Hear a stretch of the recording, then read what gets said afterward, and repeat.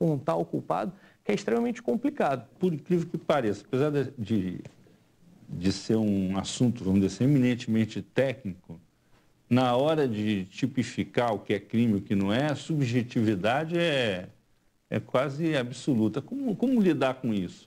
Na realidade, o cidadão, principalmente aquele até que trabalha com a tecnologia, ele tem que entender que a lei é a base.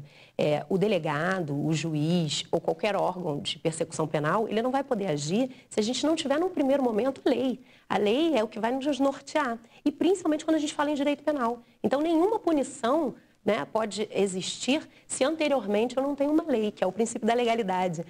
Na realidade, então, o que a gente tem que falar aqui realmente é dessa legislação, tá? E aí não deixar essa subjetividade para o intérprete, ou seja, para aquele delegado que vai chegar ali naquele momento, para aquele juiz que mais tarde vai dizer, não, na realidade ele estava querendo só estudar, na realidade ele estava querendo cometer um crime. Então, eu acho que é exatamente isso. A legislação tem que estar bem forte, bem amarrada nesse sentido, para que a gente possa, principalmente no que diz respeito a direito penal, interpretar o menos possível. Seria, na sua opinião, tipificável como crime cibernético?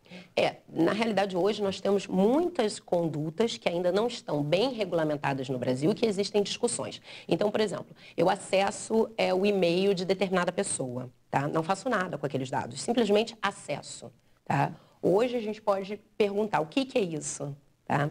Eu, como delegada, diria nada. Mas não uma violação de correspondência. Não necessariamente, porque a correspondência, ela não é o que pode se considerar, né, o e-mail que guarda dados seriam, se eu acessasse, aí tem o que está lido e o que está não lido.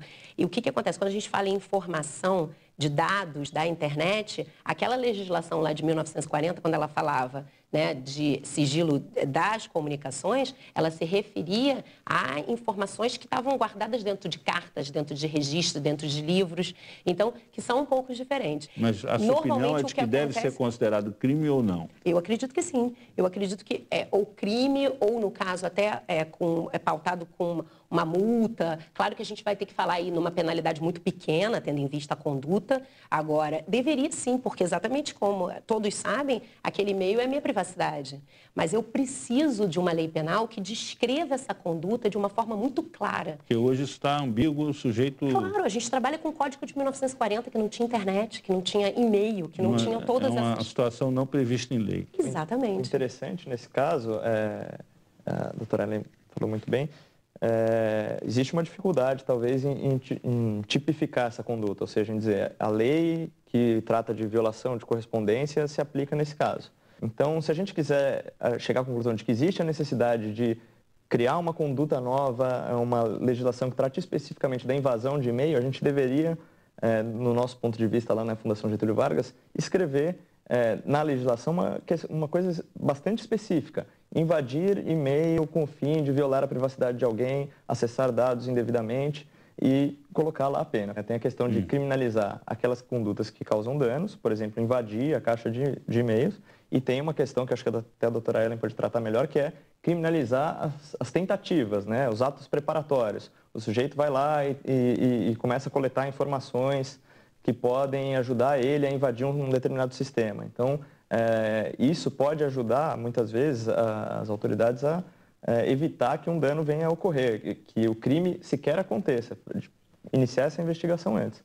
Agora, o grande problema é que da forma como a legislação está proposta hoje, o projeto de lei que está tramitando há tanto tempo, ele é muito genérico, né? Então, ele trata da conduta do e-mail e no mesmo artigo de lei ele trata da conduta de quem derrubou os sites do governo federal, porque ele é uma terminologia extremamente aberta. Então, para aquela pessoa que trabalha com segurança ou para aquela pessoa que quer inovar, quer experimentar, muitas vezes você não sabe até onde você pode ir. E se você romper aquela fronteira, imagina empresas que querem criar um novo modelo de negócio, que acessa a informação o tempo todo. Essas empresas podem falar, opa, vou cometer crimes aqui o tempo inteiro. Só para complicar mais esse teu raciocínio. Vamos supor que o sujeito, o hacker, se passa por outro. E a partir, vamos dizer assim, dessa identidade falsa, mas de uma pessoa que existe como um estelionatário faria, por exemplo, ele pratica as ações. O usando os acessos que aquela pessoa tem direito ou violando o direito de outras pessoas através de práticas que aquela pessoa não teria direito de fazer. Como é que isso se encaixa aí, né? Eu acho que aí a gente vai ter que primeiro pensar sempre que qualquer delito, né, qualquer crime, ele vai ser investigado. Então, o exemplo, né, a pessoa vai invade... Eu corro isso do cara, invade meu computador, faz um monte de besteira e eu não cana. E exatamente isso. As pessoas, às vezes, são chamadas na delegacia e perguntam assim, poxa, mas eu que não tenho nada a ver com isso, quer dizer, invadiram a minha internet, invadiram a minha rede Wi-Fi. E aí a gente fala, olha, mas você está aqui como cidadão, você está prestando esclarecimentos. É claro que uma vez entendido de que houve a violação, aquela pessoa está excluída do processo penal e a gente vai continuar na busca pelo criminoso, verdadeiro criminoso.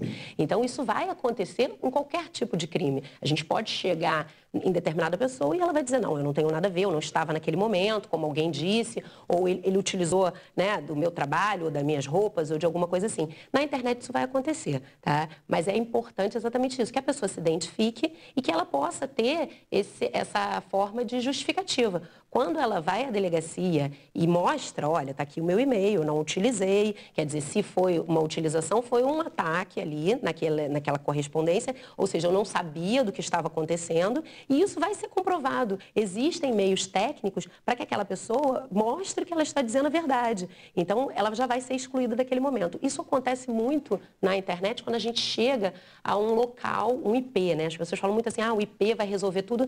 Não, porque o IP chega necessariamente na casa de uma pessoa. Então, assim, o IP eu vou identificar o criminoso? Não, o IP vai me identificar a conexão da internet, ou seja, da onde partiu aquela mensagem.